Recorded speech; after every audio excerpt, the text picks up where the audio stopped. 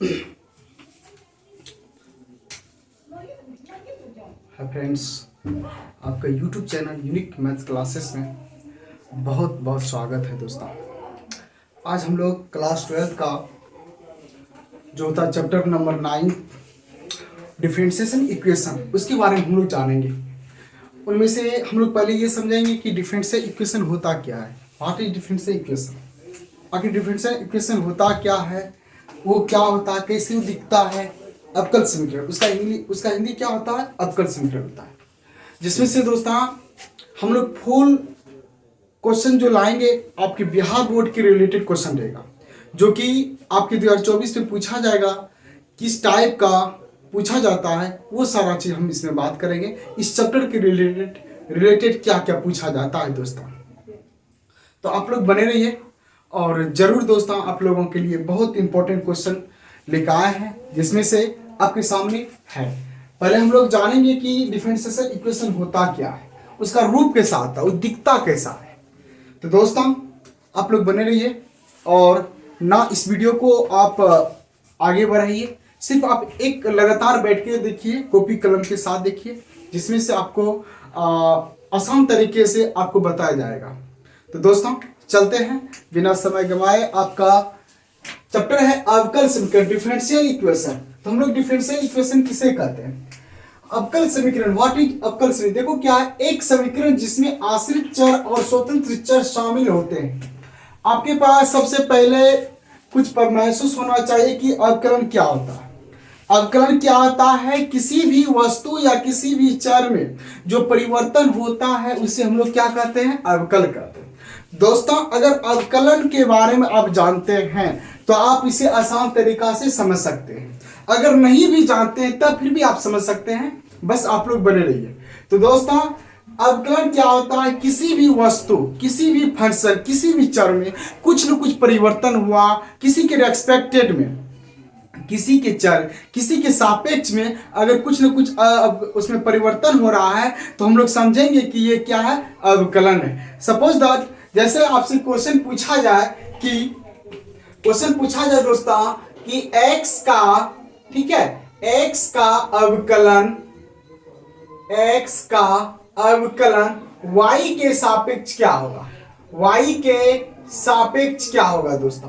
तो दोस्तों आपको पता होना चाहिए, जिसका सापेक्ष होता है वो नीचे लिखा जाता है, ठीक है। जिसका सापेक्ष होता है दोस्तों वो नीचे लिखा जाता है। उसी प्रकार x का जो अवकलन हो रहा है y के सापेक्ष है, तो dx बटे क्या हो जाएगा? dy हो जाएगा। आपको इसमें समझना पड़ेगा दोस्तों, ये जो x है कोई फंक्शन है और ये y भी कोई फंक्शन है, पर y क्या रेस्पेक्टेड में है। किसी का अगर आपको अवकलन करना है तो दोस्तों x का सापेक्ष अगर कीजिएगा तो उसको नीचे लिखिएगा, y का सापेक्ष कीजिएगा तो उसको नीचे लिखिएगा, जिसका अवकलन होगा उसको ऊपर लिखिएगा, ठीक है। अब हम बात करते हैं आपका जो ये अवकल समीकरण के बारे में समझते हैं, ठीक है। अब देखिए अवकल समीकरण के बारे में क्या समझेंगे दोस्तों। पहले हम इन लोग इसका डिफिनेशन को समझते हैं, क्या लिखा है। एक समीकरण जिसमें आश्रित चर है, एक समीकरण जिसमें क्या है? आश्रित चर है, ठीक है। आश्रित चर है और स्वतंत्र चर है। कारण कि अगर एक चर ऐसा होगा जिसके सापेक्ष होगा और एक होगा खुद से खुद होगा। आश्रित मतलब क्या? किसी के सापेक्ष जो कोई काम कर रहा है वो क्या होता है? आश्रित होता है। जैसे कि हम उस पर आश्रित हैं कि वो काम करेगा तभी हम वो काम कर सकते हैं। स्वतंत्र क्या होता है? अगर कोई सपोर्ट नहीं भी कर रहा है तो आप अपने से खुद कोई काम कर सकते हैं स्वयं, वो क्या होता है? स्वतंत्र होता है। जैसे हमारा देश अभी क्या आजाद है दोस्तों, जैसे 15 अगस्त 1947 मेरा देश आजाद हुआ दोस्तों, वो क्या हुआ? स्वतंत्र मतलब क्या हुआ? वो आजाद हुआ, किसी के रेस्पेक्टेड में नहीं चल रहा है, वो खुद से खुद संविधान के हिसाब से खुद अपने देश को चलाना पड़ता है, वो स्वतंत्र होता है। और आश्रित क्या होता है? किसी के रेस्पेक्टेड, यानी कि कोई देश एडवाइस दे, कुछ दे, उसके अनुसार से अगर कोई गुलाम है और वो चीज क्या होता है? आश्रित होता है। अगर वो कुछ आगे बढ़े तो हम उसके पीछे पीछे चल रहे हैं, वो क्या होता है? आश्रित होता है। उसी प्रकार अगर कोई चर किसी के रेस्पेक्टेड, किसी के सापेक्ष में काम कर रहा है तो दोस्तों वो क्या होता है? आश्रित चर होता है। और स्वतंत्र क्या होता है? कोई जो दूसरे के सापेक्ष काम नहीं कर रहा, खुद से खुद वो काम कर रहा है, वो क्या होता है? स्वतंत्र होता है। किसी के कहने से नहीं, खुद से खुद अगर वो काम कर रहा है स्वतंत्र अपने हिसाब से, तो दोस्तों क्या होता है, स्वतंत्र होता है। ठीक है, तो दोस्तों आपका क्या था, आश्रित चर एवं और स्वतंत्र चर शामिल होते हैं। आपके पास वैसा एक समीकरण होगा जिसमें से आश्रित चर होगा और स्वतंत्र चर होगा। तो दोस्तों और साथ ही आश्रित चर के, आश्रित चर की आश्रित चर मतलब क्या आपको बता दिए, किसी के रेस्पेक्टेड में, जैसे कि यहाँ आप देख रहे हैं x के सापेक्ष, उसी प्रकार वही चर क्या अवकलन के रूप में हो, यानी कि dy/dx में हो या dx/dy किसी भी फंक्शन के रूप में हो, लेकिन वो जो चर होगा वो अवकलन होगा। क्या होगा, अवकलन होगा। तो दोस्तों आश्रित चर के अवकलन को अवकल समीकरण कहते हैं। तो आपके सामने रखा गया है एक एग्जांपल लिखा है दोस्तों, d²/dx² प्लस dy/dx का होल स्क्वायर प्लस y बराबर 0। ये दोस्तों आपका क्या है, अवकल समीकरण। क्या है दोस्तों, अवकल समीकरण है, क्योंकि आप यहां देख सकते हैं एक आश्रित चर है, एक आश्रित चर देखिए x है, जो x जो है y जो है x के सापेक्ष चल रहा है, इसलिए आश्रित चर हो गया। और ये रेस्पेक्टेड यानी कि सापेक्ष, जिसके सापेक्ष ये काम कर रहा है वो आश्रित चर होता है। तो दोस्त यहाँ y जो है किसके सापेक्ष है, x के सापेक्ष है।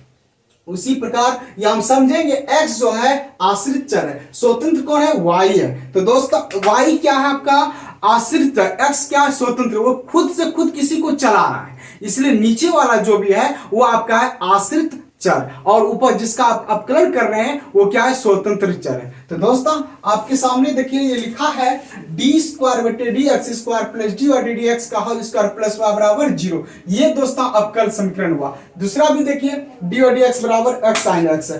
तो दोस्तों इस टाइप का जो भी एग्जांपल लीजिएगा आप लिख सकते हैं, कोई भी फंक्शन हो, अगर आपके पास लिखा रहेगा dy/dx प्लस y प्लस 3 बराबर 0, ये भी क्या है, अवकल समीकरण है। क्या है दोस्तों, ये अवकल समीकरण है, जिसमें से हम देख सकते हैं कि ये एक आश्रित चर है और ये क्या है, स्वतंत्र चर है, जिसमें से x का ये है आपका आश्रित चर। ठीक है, ये आपका क्या है, आश्रित चर है, और ये क्या है, स्वतंत्र चर है, क्योंकि इसके रेस्पेक्टेड यानी कि इसका सापेक्ष इसका अवकलन हो रहा है। इसलिए दोस्त हमेशा याद रखिएगा कि कोई फंक्शन अगर dy/dx plus py plus q बराबर रहे तो वो क्या होता है, अवकल समीकरण होता है। समझ गए दोस्त, कहीं को प्रॉब्लम दोस्तों? तो दोस्तों हर हमेशा इस चीज को याद रखिएगा, अगर कोई फंक्शन कोई अवकल समीकरण के रूप में कोई कुछ आ जा अवयव, वो क्या होता है, अवकल समीकरण होता है। तो दोस्तों आपके सामने है dy/dx प्लस dy/dx बराबर और स्क्वायर प्लस y बराबर 0। उसी प्रकार ये भी है। ठीक है, तो दोस्तों आप अपने हिसाब से कुछ भी अवकल समीकरण का एग्जांपल ले सकते हैं, कुछ भी ले सकते हैं अपने हिसाब से, ताकि उसमें अवकलन हो। ठीक है, dy/dx plus d²/dx² plus y sin x बराबर क्या है दोस्तों, 0। ये क्या है, अवकल समीकरण है। क्या है दोस्तों, ये अवकल समीकरण है। ठीक है दोस्तों, अब हम बात करेंगे कि अवकल समीकरण की घात क्या होती है, अवकल समीकरण की कोटि कैसा होता है, जिससे आपके एग्जाम में 5 यानी कि कहने का अर्थ है कि कोटि अवकलन 2 से 3 अंक हर हमेशा हर साल पूछा जाता है। तो दोस्तों आप बने रहिए, आप देख सकते हैं किस तरह हम लोग समझेंगे कि अवकल समीकरण की कोटि कैसे निकालेंगे, घात कैसे निकालेंगे। तो आप लोग सिर्फ बने रहिए, बस आप वीडियो को आगे मतलब खींचिएगा नहीं दोस्तों, आप स्किप नहीं कीजिएगा, इस बिना स्किप किए हुए आप देख सकते हैं। तो दोस्तों नहीं तो आपको समझ में नहीं आएगा, थोड़ा सा मिस कीजिएगा दोस्तों, आपको समझ में नहीं आएगा। ठीक है, इसलिए दोस्त आप अगर इस वीडियो को देखिए, बहुत मजा आने वाला है दोस्तों। चलिए अवकल समीकरण की कोटि की बात करते हैं। तो दोस्तों अवकल समीकरण की कोटि, ऑर्डर, डिफरेंशिएशन ऑफ ऑर्डर। तो दोस्तों अवकल समीकरण की कोटि, अवकल समीकरण समझ लिया, ऐसा रूप जो होता है वो अवकल समीकरण होता है। अब किसी अवकल समीकरण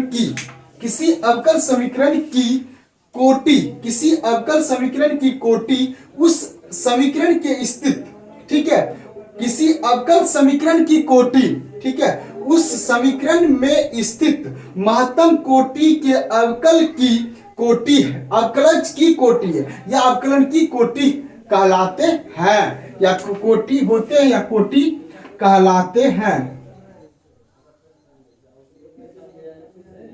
कोटि कहलाते हैं। ठीक है, किसी भी अवकल समीकरण की कोटि उस समीकरण में स्थित महत्तम कोटि के अवकलज की कोटि कहलाते हैं। तो दोस्तों आपके सामने ये अवकल समीकरण का कोई लिखा है एग्जांपल, ये भी लिखा है, ये भी लिखा है। दोस्तों इसमें से आपको देखना होगा कि इसमें कोटि हम किसको मानेंगे।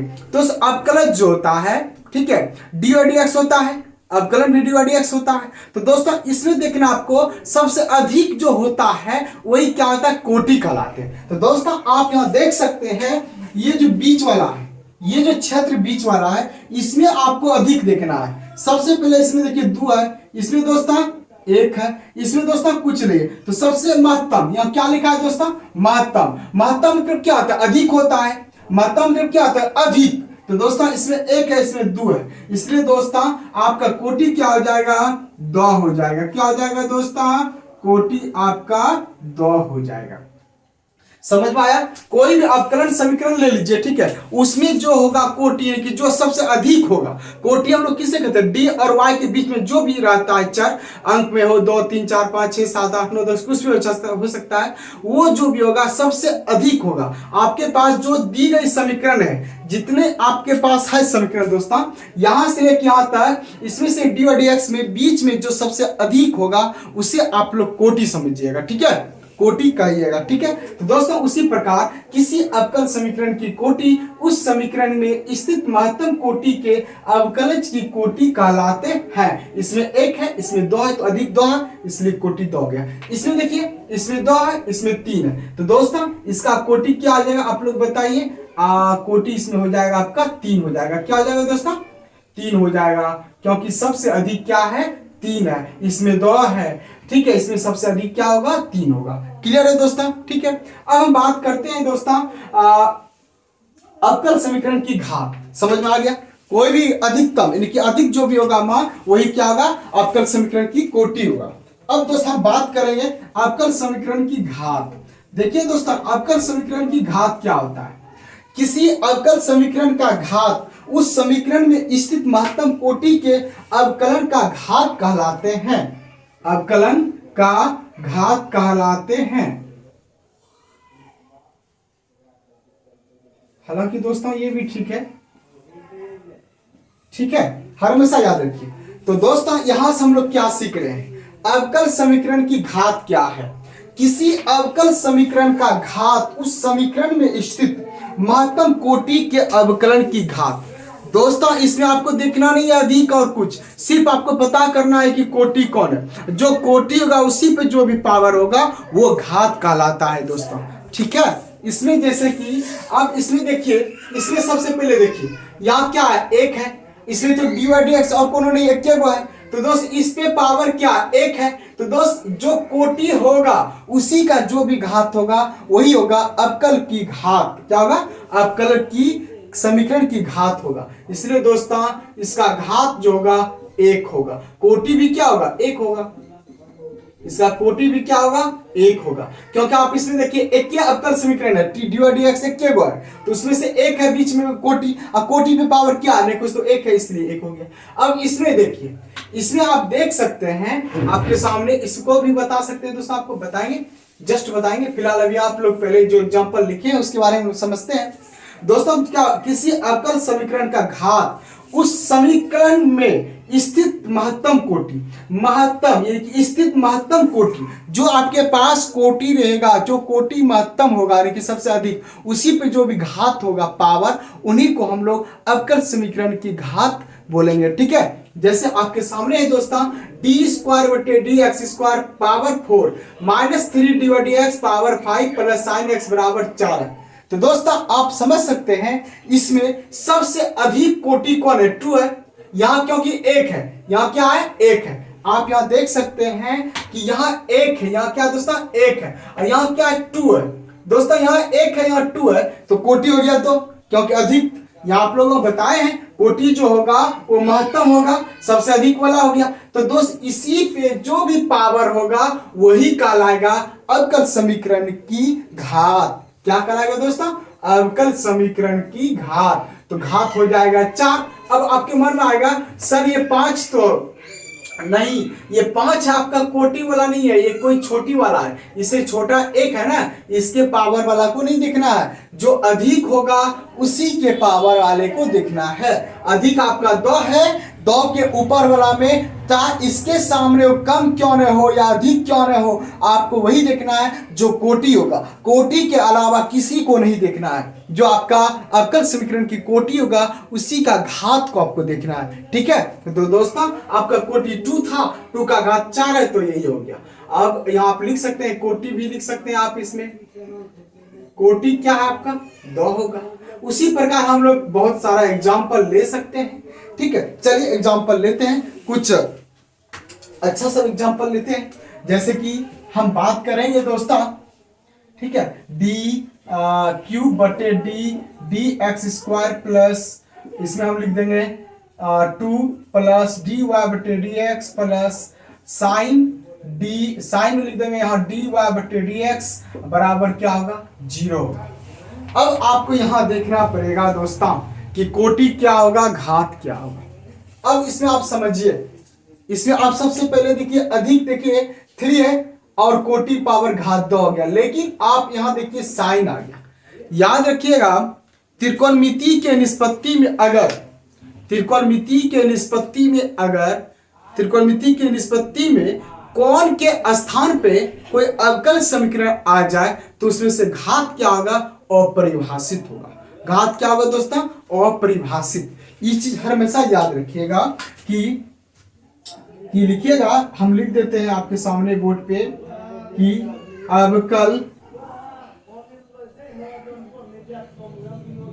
अवकल समीकरण में त्रिकोणमितीय फलन के कोण, यानी कि जिसे हम थीटा बोलते हैं, के स्थान पर डी वाई बटे डी एक्स या अवकलन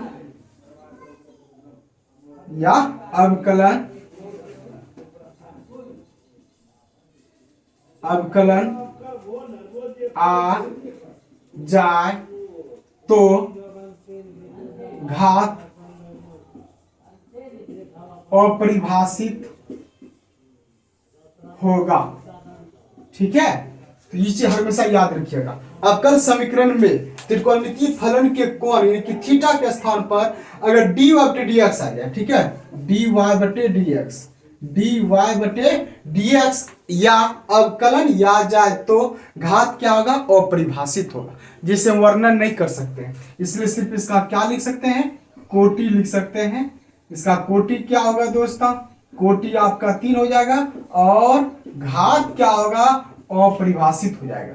घात क्या होगा दोस्तों, अपरिभाषित होगा, क्योंकि आपको अभी बताए थे जिसमें से पावर कोटि होगा उसी का पावर जो वो लिख दिया 2 है तो लिख देंगे, नहीं, इसमें साइन थीटा आ गया। जैसे साइन थीटा आ गया तो दोस्तों इसके निष्पत्ति का अगर सिर्फ साइन रहता, देख सकते हैं आपके सामने यहाँ सिर्फ साइन था, साइन एक्स था, तो हम इससे तुलना नहीं किए। और जब यहाँ साइन था, एक्स के जगह पे कोई अवकलन आ गया, डी वाई बटे डी एक्स आ गया, इसलिए हम घात इसमें क्या होगा, अपरिभाषित होगा। हमेशा याद रखिएगा इस चीज को। अगर दोस्तों आपके पास कोई, ठीक है, कोई दोस्तों अवकल समीकरण में आ जाए, डी व डी एक्स आ जाए त्रिकोणमिति के कोण के स्थान पे, तो दोस्तों हर हमेशा दोस्तों उसका घात अपरिभाषित लिखिएगा। कोटि तो आप निकाल सकते हैं, कोटि उससे कोई तुलना नहीं रखता, उससे मायने नहीं रखता। कोटि जो होगा घात या 3 में जो सबसे अधिक होगा, इसमें 1 के है, इससे तुलना नहीं करते हैं। इसमें 1 है, इसमें 3 है, तो जो अधिक है वो हो गया कोटि,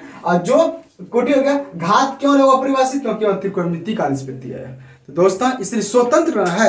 यहाँ क्या बोला है, स्वतंत्र, यहाँ क्या बोला है दोस्तों, स्वतंत्र होना चाहिए, हमेशा स्वतंत्र होना चाहिए। कहाँ गया भाई, हाँ यहाँ देखिए स्वतंत्र, वो स्वतंत्र होना चाहिए अवकलन, ठीक है, वो स्वतंत्र, किसी के फंक्शन के हिसाब से नहीं, वो स्वतंत्र होना चाहिए।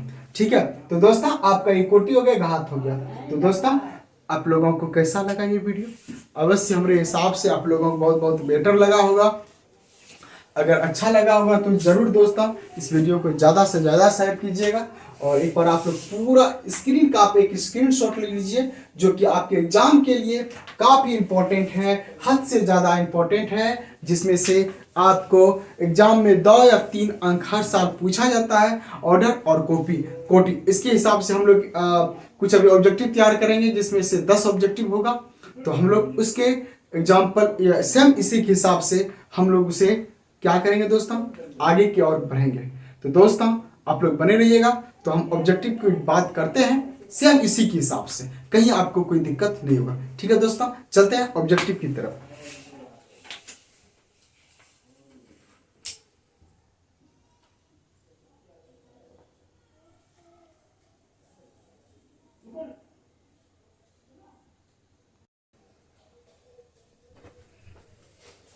तो दोस्तों हम आगे आपका ऑब्जेक्टिव लेके, जिसमें से आपके एनसीईआरटी बुक के हिसाब से रहेगी और बहुत इंपॉर्टेंट होगा, और देखिएगा कितना अच्छा से समझिएगा। दोस्तों इस ऑब्जेक्टिव को स्टार्ट करने से पहले हम लोग कुछ न कुछ बात समझेंगे जो कि काफ़ी इंपॉर्टेंट होगा। दोस्तों आपका जो बात है कि हम लोग अपने जीवन में जो पढ़ते हैं डिफरेंशिएशन इक्वेशन, कभी कभी ऐसे भी पढ़ेंगे। वाई डैश का मतलब होता है डी वाई बटे डी एक्स होता है। अगर डबल डैश दे दें तो डी स्क्वायर बटे डी एक्स स्क्वायर होता है। अगर हम ट्रिपल डैश दे दें तो क्या होगा, डी क्यू बटे डी एक्स क्यू होगा। दोस्तों इस बात पे आप ज्यादा फोकस कीजिएगा। अगर y1 लिखा रहे तो डी और डी एक्स होगा, अगर y डबल डैश लिखा रहे तो डी स्क्वायर बटे डी एक्स स्क्वायर होगा, अगर ट्रिपल डैश हो तो डी क्यू बटे डी एक्स। कहने का अर्थ हो गया ये जो फंक्शन है एक बार डिफरेंशिएशन किया गया है, और ये फंक्शन 2 बार, ये फंक्शन 3 बार किया गया है। तो जिसमें से हम लोग ऑब्जेक्टिव बनाने में आसान रहेगा और आपको दिक्कत नहीं होगा। ठीक है, चलते हैं क्वेश्चन नंबर फर्स्ट में। ऑब्जेक्टिव देखिए क्या होगा, बहुत डीप के साथ चलेंगे दोस्तों और बहुत बेटर रहेगी। 9.1 है और आप लोगों का आसान तरीका से बन जाएगा। देखिए दोस्तों पहले हम लोग यहां हेडलाइन लिख देते हैं कि निम्नलिखित निम्न प्रश्न के कोटि तथा घात बतावे। निम्न प्रश्न के यानी कि जो भी आपके पास दिया रहेगा, निम्न प्रश्न के कोटि तथा घात लिखें। ठीक है, या बताएं, जो भी हो। तो देखिए दोस्तों आप लोग बने रहिएगा, बहुत आसान क्वेश्चन रहेगा। जिसमें से पहला क्वेश्चन देखिए, पहला क्वेश्चन है आपका d4 बटे dx4 plus sign y triple dash और इक्वल 0 है। दोस्तों इसके बारे में कह रहा है कि कोटि और घात क्या होगा, कोटि और घात क्या होगा। दोस्तों आपको समझना है कि ये तो अवकल समीकरण है, पर इसमें देखिए सबसे अधिक क्या है, 4 है। अभी बताए थे आप लोगों को इंट्रोडक्शन में कि कोई अवकलन समीकरण की कोटि जो सबसे अधिक होगा वो क्या होगा, कोटि कहलाता है। उसी पे जो घात होगा वो अवकल समीकरण की घात कहलाता है। पर अगर कोई त्रिकोणमितीय निष्पत्ति आ जाए, उस त्रिकोणमिति के निष्पत्ति के कोण के स्थान पे यानी कि x के स्थान पे अगर d और dx आ जाए तो दोस्तों उनकी घात क्या होगा, अपरिभाषित होगा, जिसे हम वर्णन नहीं कर सकते हैं। लेकिन दोस्तों उसके बाद कोई भी पद में कुछ में भी अगर डी और dx हो जाए, उसमें अधिक है जो भी होगा आपको वो कोटि लिखना पड़ेगा। कोटि किसी त्रिकोणमिति के निष्पत्ति के सापेक्ष नहीं काम करता है, सिर्फ अवकल समीकरण के घात उसके सापेक्ष काम करता है। ठीक है दोस्तों, तो चलते हैं आपका ऑब्जेक्टिव क्या है। तो दोस्तों आपका ऑब्जेक्टिव है d4 बटे d4y बटे dx4 प्लस साइन dy। इसको पहले हम लोग कुछ तोड़ते हैं। तो दोस्तों आप देखिए d4 बटे dy बटे dx4 प्लस साइन इंटू, इसको हम लिख सकते हैं, अभी जस्ट बताए थे, या पावर 3 या 3 लिख रहे 1 2 3, आप यहां बीच में 3 लिखिए और dx3 बराबर 0। अभी हम आपको बताए थे अगर 1 लकी रहे तो dy बटे dx, अगर 1 लकी रहे तो दोस्तों dy dx, अगर डबल रहे तो d स्क्वायर बटे dx स्क्वायर, ट्रिपल रहे तो dx3 बटे d क्यूब बटे d क्यूब y बटे dx3 होगा। ठीक है दोस्तों, आप देखिए आपके सामने ये है। तो दोस्त बताइए आप, कोटि तो क्या हो जाएगा, कोटि 4 हो जाएगा, क्योंकि आपको इसमें देखना है अधिक कितना 4 है तो 4 हो गया। अब इसमें घात क्या होगा, घात आप देख सकते हैं आपके सामने, कोई त्रिकोणमिति का निष्पत्ति आ चुका है साइन, और उसके कोण के स्थान पे आ गया है कोई अवकलन, इसलिए इसका घात क्या होगा, अपरिभाषित होगा। क्या होगा दोस्तों, अपरिभाषित होगा, जिसे हम लिख सकते हैं अपरिभाषित। लिख दिए दोस्तों, कोई दिक्कत?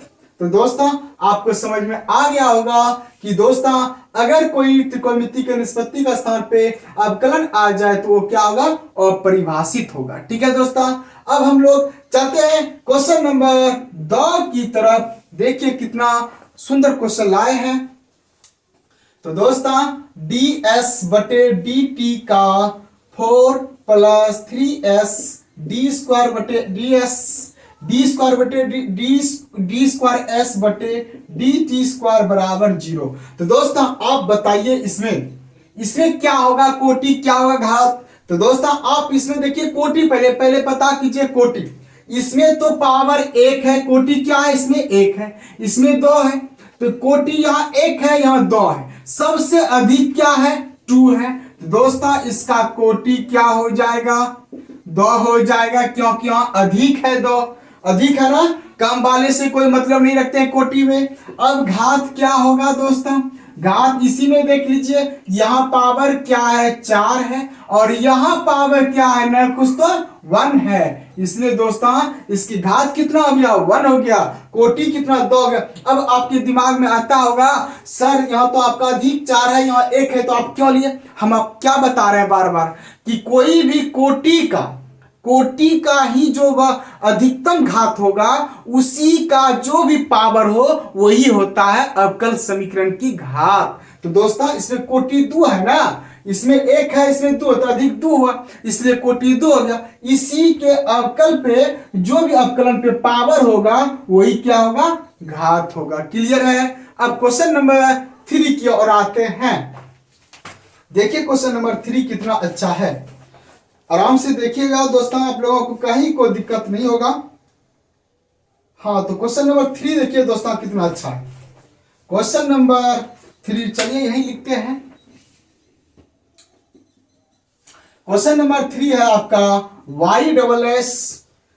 एक डैश है +5y बराबर क्या, 0 है। y डैश का मतलब क्या हुआ, dy बटे dx +5y बराबर 0। इसमें तो एक ही डिफरेंशिएशन है, आपने एक एग्जांपल भी दिए थे दोस्तों, इससे पहले 2 3 5 मिनट 10 मिनट पहले भी तो बताए थे इंट्रोडक्शन में, पावर ऑफ घात में, यानी कि डिग्री में बताए थे। ठीक है, डिग्री में तो बताए थे आप लोगों को घात में। तो दोस्तों आप समझ सकते हैं, इसमें देखिए यहाँ 1 है, अब तो कोई अवकलन नहीं है, जब कोई अवकलन नहीं है तो दोस्तों इसमें कोटि जो होगा या बीच वाले को कोटि बोलते हैं। जब कोई दूसरा अवकलन है भी नहीं क्या है, हम उससे क्या तुलना करेंगे, नहीं कर सकते, इसलिए दोस्तों यहाँ 1 है।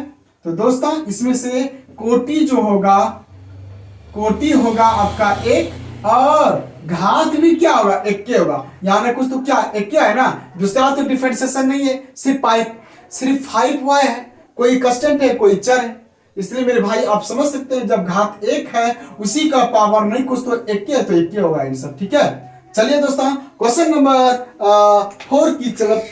4 क्वेश्चन क्या है, क्वेश्चन नंबर 4 देखिए कितना अच्छा है। तो दोस्तों देख सकते हैं आपके सामने है डी स्क्वायर बटे डी एक्स स्क्वायर का whole square plus cos into D Y बटे डी एक्स इक्वल क्या है, 0। तो चलिए इसमें से कोटि पहले हम पता करते हैं। कोटि इसमें क्या होगा, 2 होगा, क्योंकि इसमें अधिकतम कोटि क्या ये है ना, ये आपका 2 है। तो दोस्तों कोटि क्या हो जाएगा, आपका 2 हो जाएगा। और घात क्या होगा, आप देख सकते हैं क्वेश्चन नंबर फर्स्ट में घात क्या है, और परिभाषित क्या है, कोई भी त्रिकोणमिति के निष्पत्ति के कोण के स्थान पे कोई अवकलन आ गया है, इसलिए यहां भी देखिए डी और dx है, इसलिए घात क्या होगा, और परिभाषित होगा। क्वेश्चन नंबर 5 देखिए क्या है आपका, क्वेश्चन नंबर 5 है दोस्तों डी स्क्वायर बटे डी एक्स स्क्वायर पर बराबर दे चुका है दोस्तों ये cos 3x plus sin 3x। तो दोस्तों आराम से देखिए, ये तो बहुत सिंपल क्वेश्चन है। आप देख सकते हैं किसी भी त्रिकोणमिति की निष्पत्ति का स्थान पे अवकलन नहीं है देखिए तो है कहीं नहीं है, cos 3x है, sin 3x है, dy dx के रूप में रहता तब ना। अगर मेरे भाई अगर ये 3x और 3x की जगह पे कुछ भी आ जाए, अगर वो d और dx आ जाए तो दोस्तों हम समझ सकते थे इसका घात क्या होता, अपरिभाषित होता, कोटि तब इसी से तुलना करके लिख देते हैं। लेकिन आपके सामने सिर्फ बराबर में त्रिकोणमिति का निष्पत्ति दे चुका है, उससे कोई मतलब नहीं रखना है, सिर्फ आपको देखना है पावर क्या है, या बीच में कोटि के 2 है ना, तो दोस्तों इसका कोटि जो होगा कोटि 2 हो जाएगा और घात क्या होगा 1 होगा, क्योंकि न कुछ तो पावर क्या है, एक है ना, कोटि का ही ऊपर लगा, देखना है ना। त्रिकोणमिति में अगर आ जाता कोई फंक्शन में थीटा का स्थान पे dy dx तो वो क्या आता, अपरिभाषित होता, सिर्फ घात, कोटि नहीं घात। अब चलिए क्वेश्चन नंबर 6 की तरफ चलते हैं। क्वेश्चन नंबर 6 क्या है, बहुत अच्छा क्वेश्चन है। y ट्रिपल और पावर है double plus y double differentiation power whole cube plus y1 है पावर 4 है और प्लस y5 है बराबर 0। देखिएगा ये कितना अच्छा क्वेश्चन है। सबसे पहले हम इसको अवकलन के रूप में लिखेंगे, हालांकि अवकलन के रूप में है, प्लस डी और dx के रूप में लिखते हैं।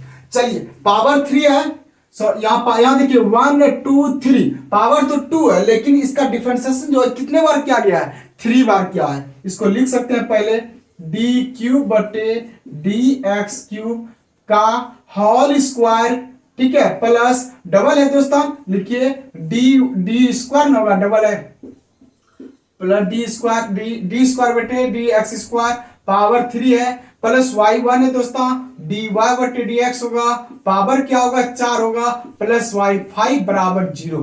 दोस्तों अब आपको इसमें बताना है कि कोटि क्या होगा, घात क्या होगा।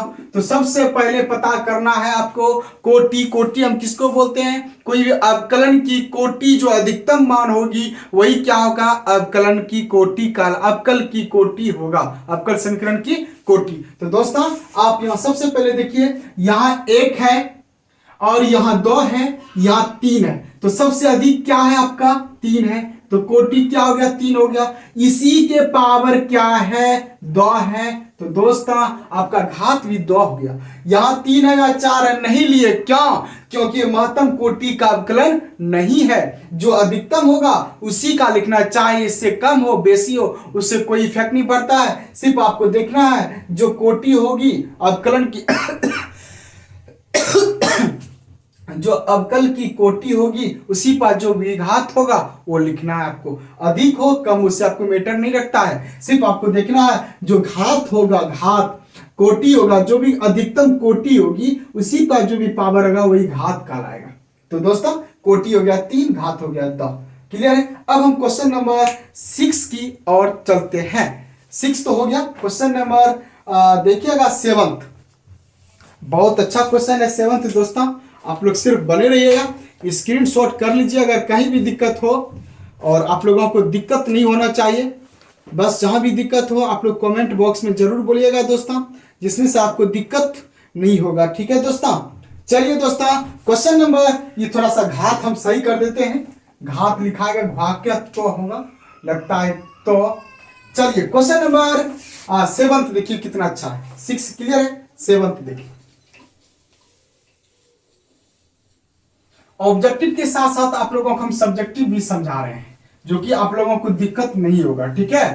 आप इस तरह बनाइएगा और इस तरह आप समझिएगा पूरा डीप के साथ, ठीक है दोस्तों। अब देखिए 7th नंबर कितना सुंदर क्वेश्चन है। क्वेश्चन नंबर 7th क्या है दोस्तों, question number 7, y triple dash plus 2y triple y double है, फिर y1 है इक्वल 0 है। सबसे पहले हम लोग डी और डी एक्स के रूप में लिखेंगे दोस्तों, चाहे कुछ भी हो जाए, ट्रिपल है तो डी क्यू बटे डी एक्स क्यू होगा, पर 2 है, y डबल है तो क्या होगा डी स्क्वायर बटे डी एक्स स्क्वायर होगा, और प्लस डी वाई बटे डी एक्स बराबर 0। दोस्तों आप आराम से समझिए, अच्छा तरह से समझिए, डी क्यू बटे D X Q plus 2 D Y बटे डी स्क्वायर बटे D X square plus D Y बटे डी एक्स बराबर 0। चलिए दोस्तों सबसे पहले हम बात करते हैं इसमें से कोटि क्या है। यहां ना कुछ तो क्या है 1 है, यहाँ 2 है, यहाँ क्या है 3 है, तो सबसे अधिक क्या है 3 है ना। तो दोस्तों आपका कोटि क्या होगा, कोटि 3 होगा। अब इसी पे पावर यहाँ 1 है, इसमें भी 1 है, इसमें भी 1 है, तो दोस्तों हमको इससे तुलना नहीं रखना चाहिए, क्योंकि हमको पता करना है कि कोटि क्या है। कोटि इसका 3 है, तो 3 का ही पावर देखिए, पावर 1 है, तो दोस्तों यही आपका घात 1 हो गया। अब क्वेश्चन नंबर 8 की तरफ चलते हैं। देखिए क्वेश्चन नंबर 8 कितना अच्छा, y डैश प्लस y बराबर एक्सपोनेंशियल फंक्शन है। दोस्तों आपको कुछ एक्सपोनेंशियल फंक्शन है कि लॉगरिथमिक फंक्शन है, एक्सपोनेंशियल फंक्शन है कि लॉगरिथमिक फंक्शन है, उससे आपको कोई तुलना नहीं करना, सिर्फ आपको देखना है कि dy dx का स्वतंत्र देखना है। चलिए दोस्तों इस y को लिख सकते हैं dy बटे dx प्लस y रहेगा अपने जगह पे e to the power x होगा। अब देखिए यहां देखिए घात 1 है, पावर भी क्या होगा इसका 1 क्या होगा, क्योंकि कुछ दिया नहीं है, इस समय दिया रहता था तो लिख देते थे, इसमें नहीं है, तो दोस्तों आप बताइए इसमें कोटि क्या होगा, 1 होगा, क्योंकि यहाँ 1 है, दूसरा तो अवकलन है नहीं। उसके बाद घात क्या होगा दोस्तों, घात क्या होगा, घात देख सकते हो उसके घात क्या है, कोटि के ऊपर पे पावर क्या है 1 है, तो 1 क्या होगा, हो गया क्लियर। अब देखिए क्वेश्चन नंबर 9 और 10 देखिए दोस्तों कितना अच्छा है, 9 और 10 बहुत अच्छा क्वेश्चन लेकर इसे मिटा देते हैं दोस्तों।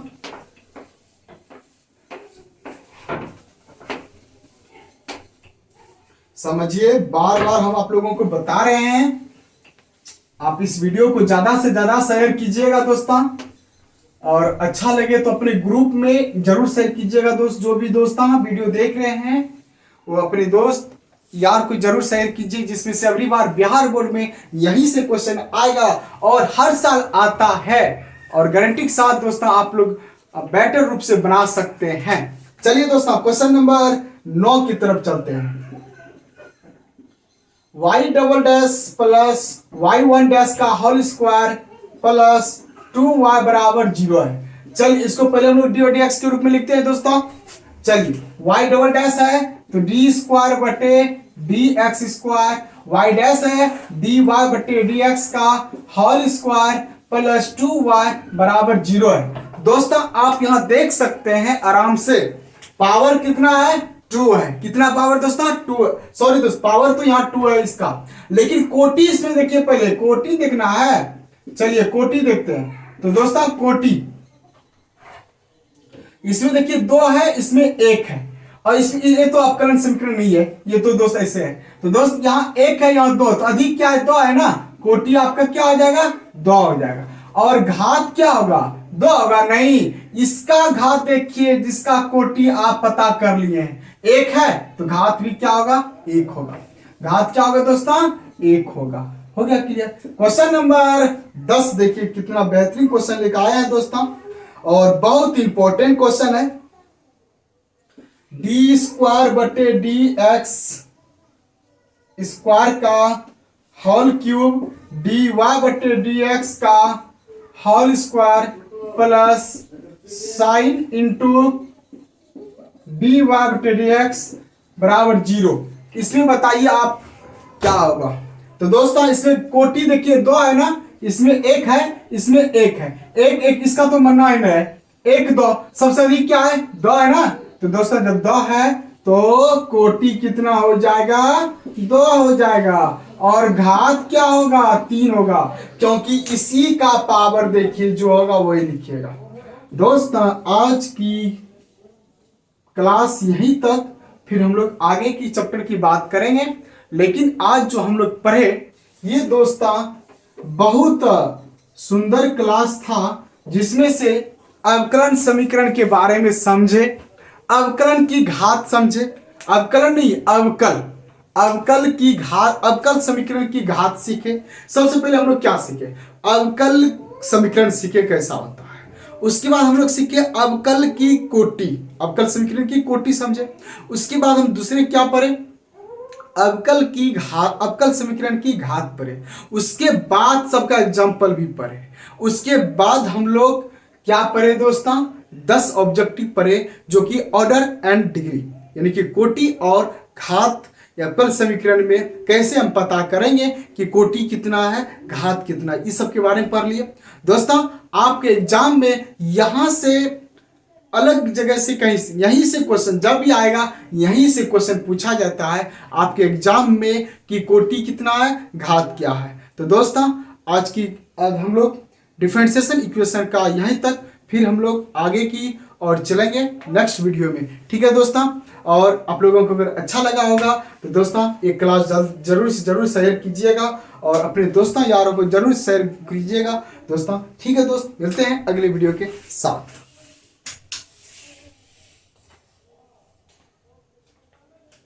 तो दोस्तों इसमें देखिए अभी जो हम बताए आपको घात थ्री नहीं होगा, क्योंकि आप यहाँ देख सकते हैं त्रिकोणमितीय निष्पत्ति आ गया है।